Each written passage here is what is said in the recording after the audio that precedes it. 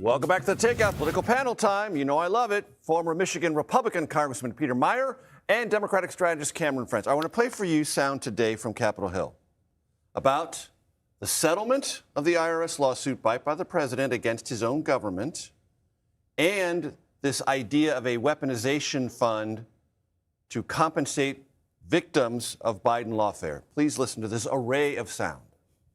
He made a deal with himself. First, unbelievably, he sues the government for $10 billion. Then he says, with his other hand, I am the government, I'll settle for $1.7 billion. I think that there are and will be, continue to be, a lot of questions around that the administration is going to have to answer. The Acting Attorney General, Todd Blanche, testified yesterday, and he gave a lot of detail, and I'll just defer to what he said. He did not say who will be eligible. There's many details to be filled out on that, and I'm not going to comment on it until that. I'm not going to comment on that until it comes out. Translation on the Republican side. What are we going to do about this? Peter, what's your sense? So you have a couple of different things that all came within short succession that are not the issues that Republicans want to be talking about, right? You have the ballroom funding. They need these things like a hole in the head. They don't want these to be the narratives going into the election. Now, I totally understand that the Trump administration holds Congress in contempt. The American people hold Congress in contempt. Congress holds itself in contempt, right? You're a subject witness on that.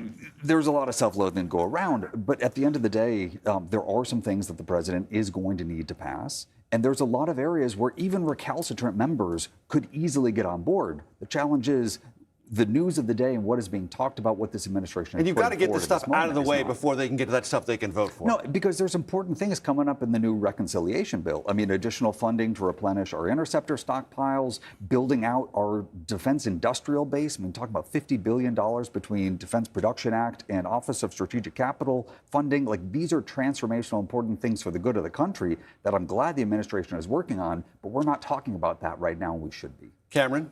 Well, it's very clear the president is off to his favorite, which is self-preservation and making sure that he comes out on top. When you have a situation like what he's done with the IRS and coming up with this very illustrious and interesting plan, it's just not going to work. People see through it. People are tired of being lied to.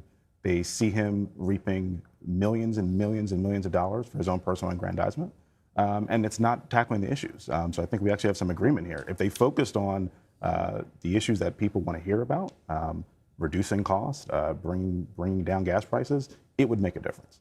But he's not focused on any of that, and it's all about himself, and this is just ego posturing. Well, and there are good defenses to be made, potentially, of some of the administration's actions. I mean, when it comes to the need to have a rebuilt bunker and replace the PEOC that kind of dates back to the Obama era, there's a lot of things that the administration is working on that Congress could be defending if they were given the right answers, the right clarifications. The more room there is for speculation, the more either the Democrats are filling in the blanks or Republicans are just left in a difficult spot. Right, and don't have a lot to say, like Senator Thune and Speaker Johnson. They don't have a lot to say about this. They just don't want to define this issue until the administration does a better job of defining it for itself. Peter, you have experience in a primary campaign. Your reaction to what happened to Thomas Matthew last night in Kentucky?